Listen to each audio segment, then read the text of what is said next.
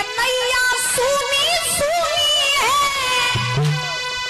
पतवार के बिना से दुल्हन सुनी और सुनी बरनाम के बिना कैसे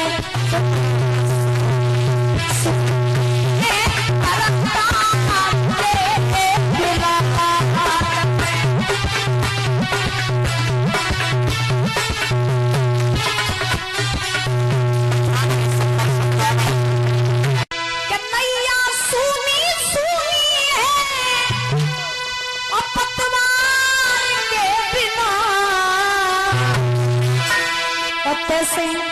दुल्हन सुनी और सुनी